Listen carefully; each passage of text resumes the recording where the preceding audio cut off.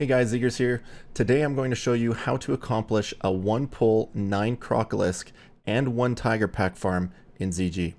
I had some great feedback on the last 8-pack pull video that I uploaded on YouTube when I was playing on the PTR a few weeks back. I appreciate all the comments, and hopefully this video is a bit better structured to showcase not only the pull, but to explain what needs to be done to accomplish it. So let's get to it. Items that are required. Light Feathers for Slow Fall, Noggin Foggers from Tenaris, Limited Invulnerability Potion, multiple Mana Gems, Mana Pots, Bandages, and minor speed increase to boots. Things that are a bonus as they are helpful, but not required. T2 5-piece, Blade of Eternal Darkness, Iron Grenades, Insignia Trinket if you're not a gnome, as the Crocs can hamstring you at random if you're hit, Swim Speed Potion for resets, and perhaps Deviate Delight if you're superstitious and feel like gnomes suck at jumping on the bridge rope. Experience information. It's around 1000 to 1100 Zandalar rep per hour. At a level 56, you get about 640 experience in a 2-party group, 500 at 3, 416 at 4, and 359 at 5. Total runtime on this 1 pull is about just shy of 10 minutes. You might be able to push 9, but I would say on average, you're looking at 10. Loot information. Depending on the seed, it's roughly 57 mobs in the pull, 45 crocodiles, and 12 tigers. It turns out to be about 19 Bijous an hour and about 34 coins an hour. You'll also get weaved in a bunch of greens, random epics perhaps. In addition, skinners could also skin all the mobs that are there. Gears and talents. There's a lot of different ways that you can compile your gear as a mage. I chose to take the increased blink for this run. T2 5-piece is a very good option for this particular farm. At the end of the day, you just really want to find a spot that's comfortable for you. Something where maybe you have about 3k plus HP, and in regards to mana, I would probably recommend for something like this 7k or so if you can do so, especially if you don't have the blade to help you out with the mana. But as long as you're smart about your pots and your gems, I think you'll be okay. When it comes to the talents here, there's a lot of, again, different ways that you can configure this. I chose to just keep it a fairly basic AOE build. You can definitely substitute points like Shatter for Arcane Meditation if you find you're having mana issues. Left side safe locations. You just head over here on the left hand side, and now there's 2 locations that you can be safe in. The first is 50 to 52, and you'll find it right in front of the bamboo, and there's kind of a plant here as you can see me jumping. The second location is good for 53 and up. There is a snake path that you have to be careful of that will come in and out, so if you choose to use this at 51 to 52, you do have to move in and out. Right side safe location. This one's fairly straightforward. You just go out to the right and you jump into the water. You're going to swim, scraping the side of the wall here all the way up. Now there's the second snake mob here up a bit that you have to use an invisibility potion to get by. When you get close, you're going to use the invisibility potion, dive deep into the water, and swim along until you reach the waterfall. There is another way to approach this side if people don't want to use an invisibility potion. You can get the booster to pull that mob as they're running to do their route and have everybody else swim in while the mob is not on the hill. If you don't want to do that though, make sure you do have some invisibility potions. Reset locations. There's multiple reset locations in ZG itself. However, the 2 that I primarily used are as such.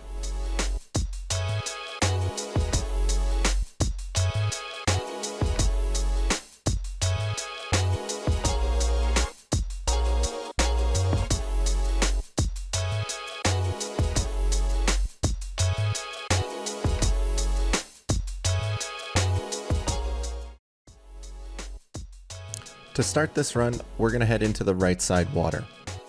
Swim along the wall and the ground to get past all the mobs that you might aggro. You'll swim until you meet a waterfall, at which point there's a little ramp on the left-hand side. One thing to note here is you want to be fairly quick about getting to the start location of this pull, as whenever you reset an instance, the moment someone enters the instance, it starts all the pat sequences for the mobs. This can change a couple of route spots, as there will be mobs there where they normally aren't. This can cause you to have to reset and or die and start again.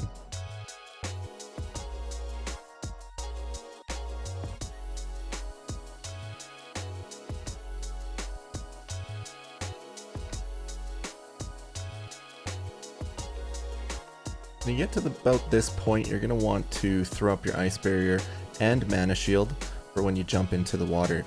You're going to pull about 3 fish. I found sheeping the first one and getting past it and then pulling it, it took a lot less damage. Now you don't want to leave the sheep in there simply because it's going to keep you in combat for far longer, and it's going to change your drink timings.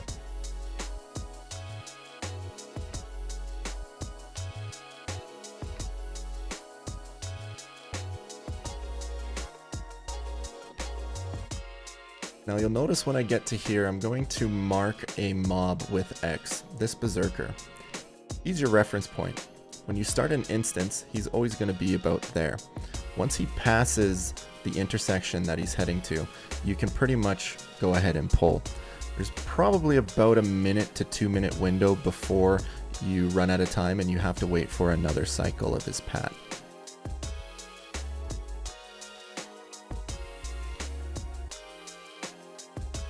You're going to toss up your shields here after you get a successful Noggin Fogger. You're going to want to Noggin Fogger here because there's a couple spots that you're going to use it for. So you'll see that I found the guys in a safe spot. I got my Noggin Fogger on. I got my double shield. I'm going to tap up my mana.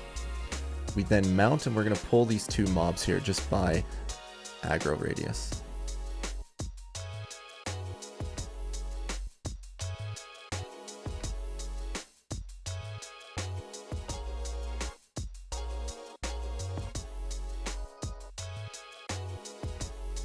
I wait right here just to let the pack catch up just a tiny bit. You're going to side strafe right to the light, and you're going to swing this as tight as you can into those first tigers. It's going to allow you to make this semicircle nice and safe and not get wrecked by the big pack of crocodiles. There's a couple of spots here that you can jump. You can take the right jump there over to the bamboo. It's a double jump. It's a little bit safer. I enjoyed this. It's a little bit more direct. You can also jump off the rock. There's a little spot on the left hand side that I didn't show here that you can just jump over onto the root.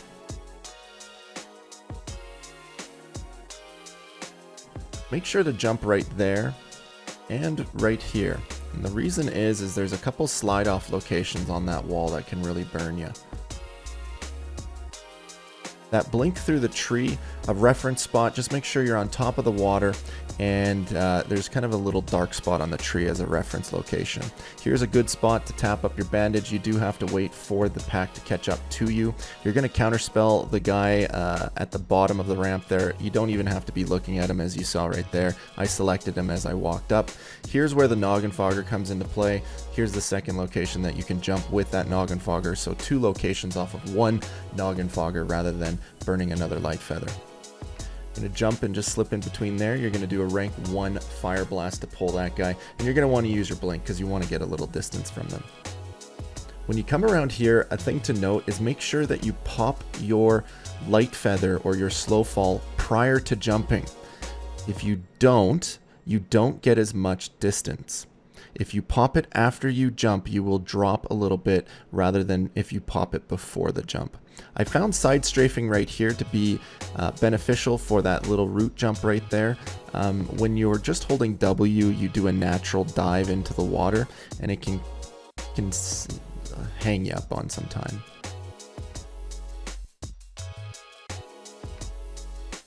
I wait for the mobs to catch up just a little bit so I know that they're training and I'm swinging them correctly. I use the blink across the water there for time efficiency purposes.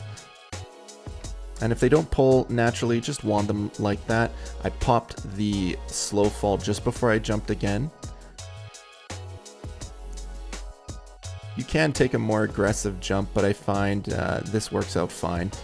Face pull these guys, let the mobs pull in a little bit, and then blink across. You're going to counterspell that last one, and then pop your lip after you refresh Ice Barrier.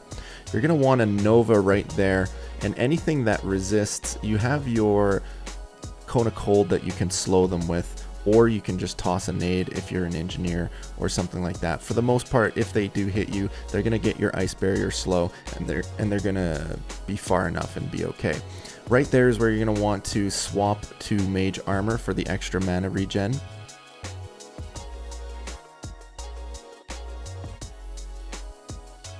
And to start the rope boss here, you just really want to jump back and forth.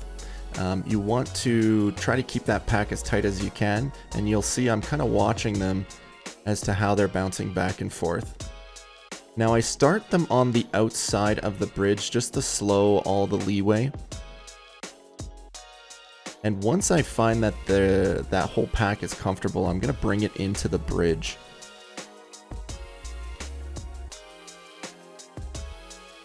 Now you can kind of do your combination of rank 1 or max rank, however you feel comfortable.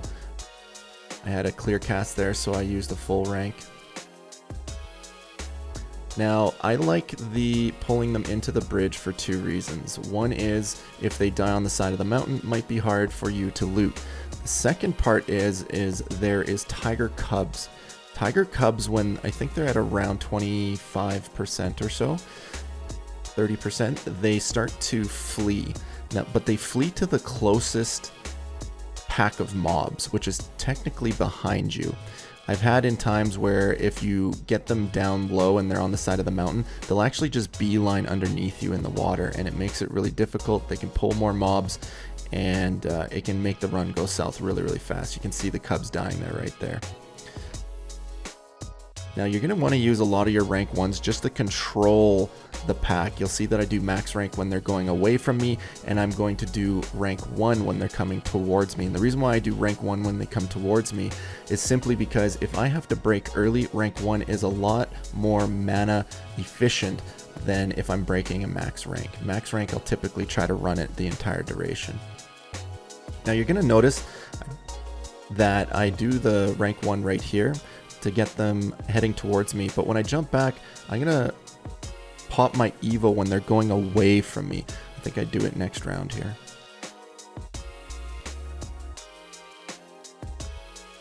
But here's the rank 1 again.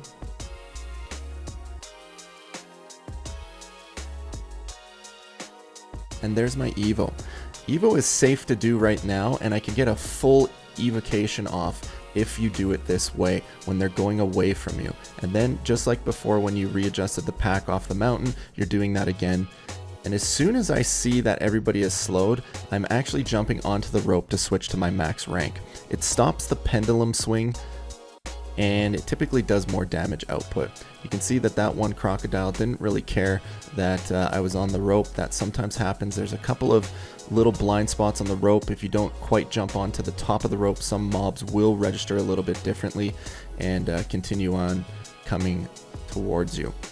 There is a way here during the blizzard spam that if things go south, jump off to your left hand side where the tree is, jump back up onto the tree, and you're going to kind of make a big C hook in the ramp kind of towards the front left here, and you can get back to the bridge safely. So if things go south, remember that little tip, jump off to the left, make a big C hook and run back onto the bridge. You might have to, on the fly, be running forward and jump onto the rope so you don't take any damage, but for the most part, if you run out of mana during this portion, you can dance on the rope indefinitely. As long as you have that jump down, you can dance for the entire time if you wanted to, and just keep your mana per 5 ticking. You can cycle in pots, additional gems, all that sort of fun stuff as needed. And there you have it. I hope you enjoyed the video. I hope I was able to break it down in a way that was simple but still educational. If you're looking for more content, I encourage you to hit the like and subscribe on YouTube. I also stream about 6 days a week, 12 hours or so per stream.